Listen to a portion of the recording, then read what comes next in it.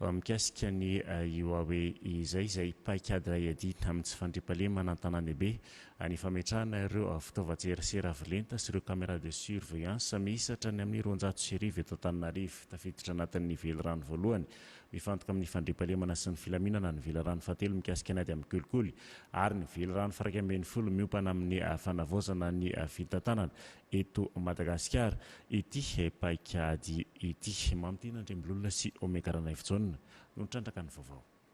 Toerana maro eto Antananarivo renivohitra no efa nametrahana ireo fitaovana avolenta adina amin'ny tsy fandriampahalemana. Anisan'izany ireo fitaovana fitiliana toy ny caméra de surveillance izay mihisatra any amin'ny 200 fitaovana izay efa manaraka ny teknôlôjia arak'ady mirindra ary avolenta avokoa. Misy resaka data center, misy resaka fibre optique amin'ny fanjakana, misy resaka fametrahana application ary tiako anampiana kely fotsiny angamba ny namana ministra momba ny resaka fifamoivoizana andreo satria amin'izao fotoana izao tsika dia mampiasa an'ireny teknôlôjia ohatrany hoe intelligence artificielle ireny dia ho analysena ihany koa ilay image, ilay sary amin'ilay caméra de manière anonyme ahafahana zany ny traikefa izay ny fotodrafitrasa izay resahanay amin'izao atao anaty ministère dia mety hoe ametraka application ahafahantsika mijery amin'ny internet na amin'ny application ny trafic eto Antananarivo efa miketrika an'ilay izy moa zany zay miaraka amin'ny ministère ny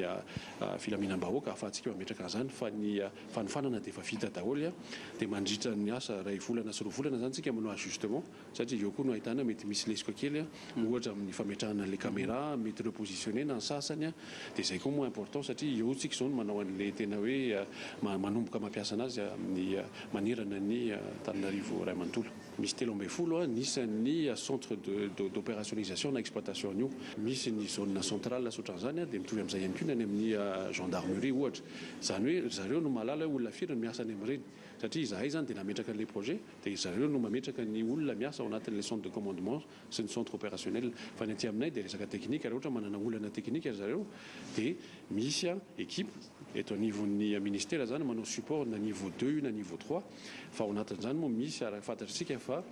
volana vitsivitsy dia nisy décret nivoaka nametrahana ny unité de gouvernance digitale UGD dia io UGD io zany techniquement no manampy ny ministère rehetra indrindrindrindra moa zany ny atao amin'ny filaminam-bahoaka mitatana techniquement ny gestion infrastructure technique rehetrarehetra. Tombony lehibe eo amin'ny ady amin'ny tsy fandriampahalemana ny fahazoana sy ny fisindreo fitaovana ireo. Efa ela noho ny andrandrana izao fitaovana izao zahay satria maneran-tany dia efa mampiasa an'ireo fitaovan'ireo daholo. Ankehitriny zany dia nalodingana lehibe fitondram-panjakana satria efa mitovy leta amin'ireo ville maneran-tany ny eto Antananarivo ankehitriny ary mino Andriamatoa Minisitra efa misy ny projet eo amin'ny faritra hafa dia betsaka ny tombony azo eo aloha ny fifandonana famoivoizana ataontsika zany izay apalefaka ireny tohana ny embouteillage ireny eo ny amin'ny resaka filaminam-bahoaka afaka jerevantsika daholo ankehitriny ny tena zavatra nitranga tiana toerana aloha